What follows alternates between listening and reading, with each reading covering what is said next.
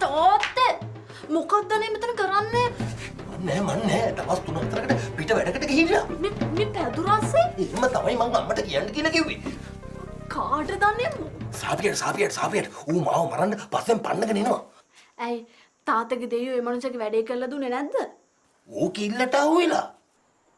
මං කරපු කිසි දෙයක් වැඩක් වෙලා නැහැ. ඉතින් අනේ ඒක කිව්වනම් ඉවරනේ මේ මෙතනට වෙලා හැංගිලා ඉන්නතුව. දැන් ඒක ඌට තීරුම් කරන්න තරම් පුළුවන් මානසික මට්ටමක නෙමෙයි ඌ ඉන්නේ. අඟුලිමාල වගේ මගේ පස්සේ පන්නගෙන එනවනේ. තාත්තගේ ඇඟිල්ලක් කපා ගන්නත් දන්නේ. ඇඟිල්ල නෙමෙයි ඌට අහු වුණා නම් ගාන ඌ මගේ තට්ටේ පැලෙන්න.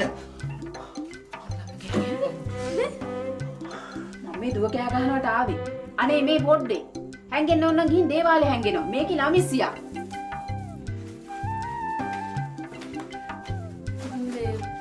තාත්තට මරණ තර්ජනයක් ලුනේ. අනේ පොඩ්ඩ.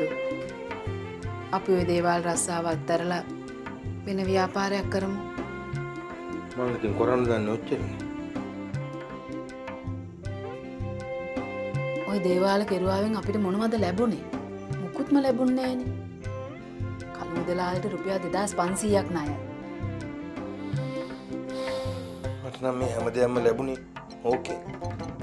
උඹ මේ දරු දෙන්න. මට නම් හිතෙන්නේ දෙයියෝ එහෙව දාලා ගිහින් කියලා. මටත් හිතෙන්නේ එහෙමයි. ඒ වුණාට ඉතින් සාස්තරේ වර්ධින්න විදියක් නෑ. සාත්‍රේ වර්ධින තිබ්බ සාපිය ආවනම්. ඌ ආවද? නෑ. ඌ આવොත් කීපන් මං ගෙදර නෑ කියලා හොඳේ. හා